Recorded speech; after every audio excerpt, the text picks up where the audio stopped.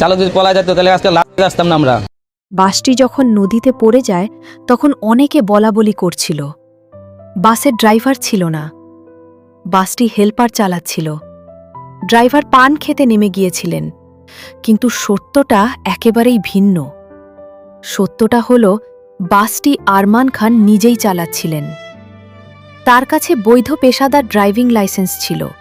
আর সবচেয়ে বড় কথা, যখন বাসটি নিয়ন্ত্রণ হারিয়ে পন্টন থেকে পদ্মা নদীর গভীরে পড়ে যাচ্ছিল, তখন তিনি চাইলে সহজেই বের হয়ে যেতে পারতেন। বাসের ড্রাইভারের সিটের পাশেই জানালা ও দরজা ছিল।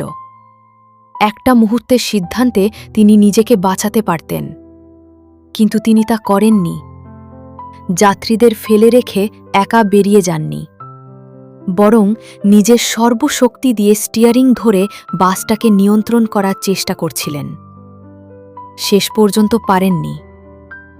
বাসের ভেতরেই তার দেহ পাওয়া গেছে, স্টিয়ারিংয়ের কাছে। আরমান খানের ফুফাতো ভাই কান্না জড়ানো কণ্ঠে বলেন, আমার ভাই আরমান বাস চালাচ্ছিল। সামাজিক যোগাযোগ মাধ্যমে যারা গুজব ছড়িয়েছে ড্রাইভার পান খেতে নেমে গিয়েছিল, সেটা সম্পূর্ণ মিথ্যা। যদি সে নেমেই যেত, তাহলে তার মরদেহ কেন বাসের ভেতরে পাওয়া গেল? নাম প্রকাশ না করার শর্তে সৌহার্দ্য পরিবহনের একজন স্টাফ ও নিশ্চিত করেছেন গতকালের দুর্ঘটনায় পতিত বাসটির চালক আরমান ছিলেন। সে নিজেই ড্রাইভ করছিল, তার পেশাদার লাইসেন্সও রয়েছে। আরমান খান রাজবাড়ী জেলার বালিয়াকান্দি উপজেলার পশ্চিম খালখোলা গ্রামের আরব খানের ছেলে। বয়স মাত্র ৩১ বছর। যে মানুষটা প্রতিদিন যাত্রীদের নিয়ে রাস্তায় বের হতেন, সে মানুষটাই শেষ মুহূর্তে যাত্রীদের সাথে থেকে গেলেন। তিনি বাঁচার সুযোগ পেয়েও বাঁচতে যাননি, কারণ তার কাছে যাত্রীরা শুধু যাত্রী ছিলেন না, দায়িত্ব ছিলেন। সামাজিক যোগাযোগ মাধ্যমে যারা অন্ধের মতো গুজব ছড়িয়েছিলেন যে ড্রাইভার পালিয়ে গেছে, তাদের এখন লজ্জিত হওয়া উচিত। একজন মৃত্যু মানুষের নামে মিথ্যা অপবাদ দিয়ে তার পরিবারকে আরও কষ্ট দেওয়া হয়েছে।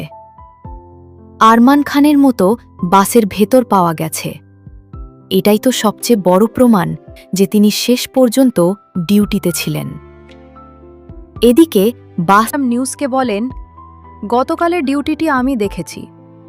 একজন ড্রাইভারের ওপর অনেক বড় দায়িত্ব।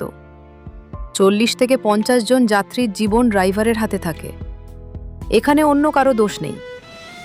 একমাত্র ড্রাইভারের ভুলের কারণে বাসটি নদীতে পড়ে যায়।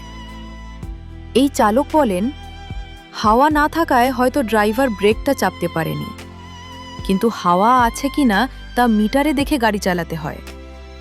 হয়তো ড্রাইভার হাওয়া না দেখেই গাড়ি ফেরিতে উঠাতে চেয়েছিল। এই দুর্ঘটনা আবারও প্রমাণ করেছে দৌলতদিয়া ঘাটের অবকাঠামো, পন্টুনে নিরাপত্তা ও ফেরি ব্যবস্থাপনা এখনও অত্যন্ত ঝুঁকিপূর্ণ।